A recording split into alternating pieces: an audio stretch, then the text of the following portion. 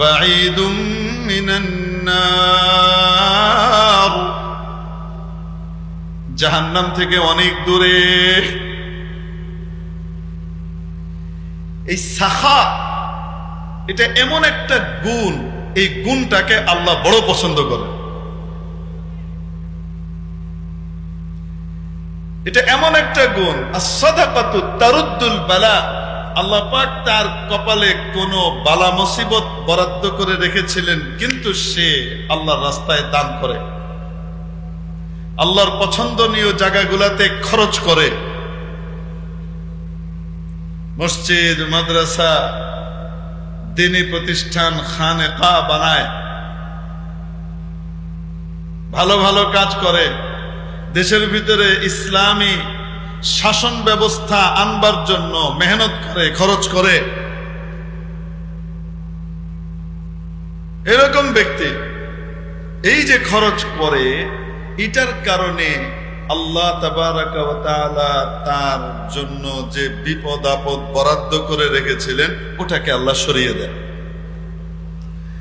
That's mean তাকদীরে মুআল্লাকের ভিতরে আল্লাহ তাআলা নিজের ডিসিশনকে চেঞ্জ করে দেন তার সাদাকার কারণে।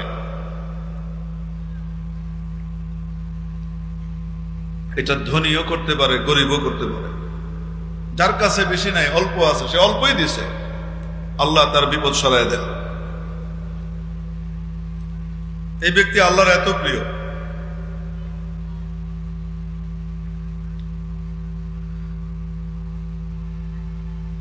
জাহান্নাম থেকে দূরে, জান্নাতের কাছে, মানুষজনের কাছে। এগুলো 2 নম্বর ক্যাটাগরির মানুষের ব্যাপারে আল্লাহ পাকের ফয়সালা। তাহলে এবার 1 নম্বর ক্যাটাগরির মানুষের ব্যাপারে কেমন ফয়সালা হবে বলেন তো দেখি। সুবহানাল্লাহ। তার মর্যাদা নিচে না আরো কম? আরো বেশি, আরো বেশি। মা ফাওকাল ইশাদাতি ওয়া মা ফাওকাল বায়ান,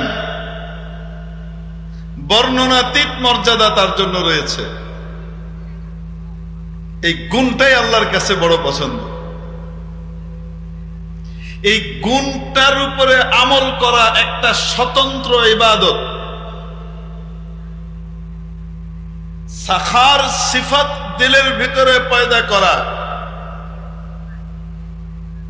এটা একটা খাসলাতে হামিদা, আল্লাহর কাছে প্রিয় একটা গুণ।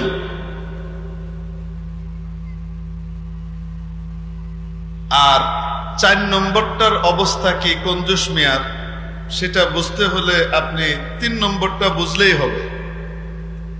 মানে 3 নম্বরটার চেয়ে নিকৃষ্ট অবস্থা তার হবে। 3 নম্বরটার অবস্থা কি? বাখিল। নবীজি বলেন, ওয়াল বাখিলু বাঈদুম মিনাল্লাহ। অনেক নফল ইবাদত আছে, অনেক এই আছে সেই আছে, কিন্তু বুখলে ভরা হৃদয়, খরচ করতে যায় না। হিজ হুজ, সেলফিশ, খালি নিজেরটা ভাবে, আরেকজনেরটার জন্য খরচ করতে তার মন চায় না। এরকম লোক আল্লাহর কাছে প্রিয় না, সে আল্লাহ থেকে দূরে। অনেক নফল টফল আছে, কিন্তু দূরের পর্যায়টা কিরকম? দূরের পর্যায়টা খুব কাছাকাছি, মানে সাধারণ না, ভয়ঙ্কর। বাঈদুম মিনান নাস, মানুষজনের কাছ থেকেও সে দূরে।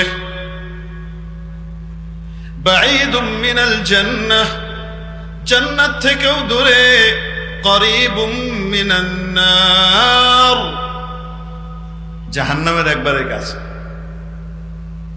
হাদিস শরীফের মধ্যে আসে, বুখল সহকারে কেউ যদি দুনিয়া থেকে যায়, কোন বখিল ব্যক্তি যদি বখুল নিয়ে দুনিয়া থেকে যায়, যতই নফল ইবাদত থাকুক না কেন, যাই থাকুক না কেন, এটা এমন একটা জাল, এমন একটা জীবাণু, আত্মিক জীবাণু, এই জীবাণু সহ তাকে জান্নাতে ঢুকতে দেয়া হবে না। জাহান্নামে পিউরিফাই করে, পরিষ্কার করে, জীবাণু মুক্ত করে তারপরে যেতে হবে। তাহলে নিচেরটার অবস্থা কি বুঝে নেন। এই জন্য হযরত শেখ সাদি রহমতুল্লাহ আলাইহি শুধু একজন কবি ছিলেন তা না, বহুত বড় জাদরেল একজন আলেম ছিলেন, ইসলাম বেত্তা ছিলেন, আবার তার পাশাপাশি বড় ইসলামী দার্শনিক ছিলেন, সমাজ বিজ্ঞানী কাম রাষ্ট্রবিজ্ঞানী ছিলেন। এট দ্য সেম টাইম একজন বড় মুজাক্কি, বড় শেখ সাহেবে নিসবত বুজুর্গ ছিলেন, বড় আল্লাহওয়ালা বুজুর্গ ছিলেন। শেখের সোহবতে 30 বছর কাটিয়েছেন। কত বছর? 30 বছর। মাকসাদ ছিল ওসুল ইলাল্লাহ, মাওলাকে পেয়ে যাওয়া, মাওলার রেজামন্দি পাবার মতো যোগ্যতা অর্জন করে ফেলা। শেখের সোহবতে 30 বছর কাটিয়েছেন। এখন তো মাশাআল্লাহ এই লাইনটা তো একটা ভালো সাফ সুতরা লাইন ছিল, এটার ভিতরেও এখন গড়বড় ঢুকে এমন এক দশা হয়েছে, এখন মুরিদ হওয়ার সময় ইসলাহ মাকসাদ থাকে না, অনেকের মাকসাদ থাকে কত তাড়াতাড়ি পীর হইতে পারি। ইয়াবতাগিল খিলাফা ওয়াল ইজাজা, ইসলাম মাকসুদ না। পীর তালাশ করে খুঁজে খুঁজে কোন পীর মুরিদ হওয়ার পরে দ্রুততম সময়ে খেলাফত দেয়, এই রেশিও কার বেশি, তার কাছে মুরিদ। আমরা যখন দেওবন্দে পড়ি আফ্রিকি মঞ্জিল কাদিম, ওখানে এক কামরায় আমরা খানা খেতাম বাঙালিরা একসাথে। ওখানে তো তখন রুটি দিত, তো দুপুরেও রুটি, রাতেও রুটি, রুটি আর রুটি। তো আমাদের তো রুটি দিয়ে আসলে বেশি দিন টিকা মুশকিল হয়ে যায়, একটু ভাত টাত রান্না করে আমরা কয়েকজন মিলে খেতাম আর কি বাংলাদেশে। তো একদিন বসেছি, তো এক ভদ্রলোক আমাদের এক সাথী, উনি একটু মজা করে বলছেন, এমন ভাবে রসিকতা করে বলছেন মনে হচ্ছে যেন একদম বাস্তবেই বলছেন। উনি বলছেন, পীর খুঁজে পাচ্ছি না, কার কাছে মুরিদ হব। তা আমি একটু বিস্মিত হয়ে বললাম, পীর খুঁজে পাচ্ছ না মানে? সারা দুনিয়ার মাশায়েখ রুজু করে দেওবন্দের দিকে, হিন্দুস্তানের দিকে বড় বড় ওলামা ইকরাম মাশায়েখ সব এখানে আছেন, আর তুমি পীর খুঁজে পাও না মানে? তো বলে, না ওই পীর না, তো আমি মুরিদ হব, কিন্তু আমার শর্ত আছে, আমারে পীর এমার্জেন্সি খেলাফত দিন। তার ভাষাটা ছিল এটা, কি দেওয়া লাগবে? এমার্জেন্সি খেলাফত দেওয়া লাগবে। ইমার্জেন্সি খেলাফত, সে যাবে আর তাকে খেলাফত দিয়ে দিবে, যাও তুমি কামেল মুকাম্মাল হয়ে গেছে, বাটপারে আজম হয়ে গেছে। এই নিয়তে যায়। তো এই নিয়তে যদি কেউ যায়, তো শুরু থেকেই তো নফসানিয়ত নিয়ে গেছে, আর নফস আরো মোটা হয়ে আইব। আদর শেখ সাদি রহমতুল্লাহ আলাইহি 30 বছর কাটিয়েছেন সাধারণ কোন ব্যক্তির কাছ থেকে না, কাছে না। যেমন ফিকহের ভিতরে 4 মাযহাব, আকীদার ভিতরে 3 মাযহাব, এমনি ভাবে তাসাউফ এবং আত্মশুদ্ধি আর তাজকিয়া ও ইহসানের ভিতরেও 4 তরিকা প্রসিদ্ধ। তার ভিতরে এক তরিকার উদ্ভাবক এবং জনক হযরত শেখ শিহাবুদ্দিন সুহারওয়ার্দী রহমতুল্লাহ আলাইহি, তরিকায়ে সুহারওয়ার্দিয়ার জনক। এত বড় শেখ, উনার সোহবতে কত বছর? 30 বছর সুবহানাল্লাহ কাটিয়ে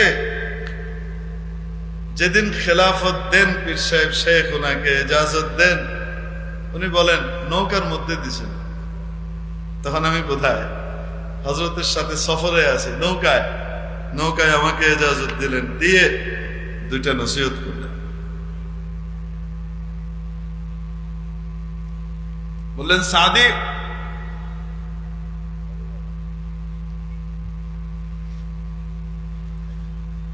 যদি এই 2টা নসিহতের উপরে আমল করতে পারো আর 2টা গুণ বহাল রাখতে পারো, তাহলে এতদিন যা অর্জন করেছো তাও থাকবে, আরো দিন দিন বাড়বে।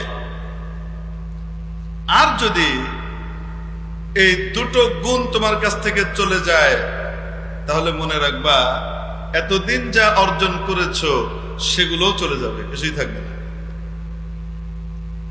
তাহলে কেমন দুটা গুণ! সুবহানাল্লাহ।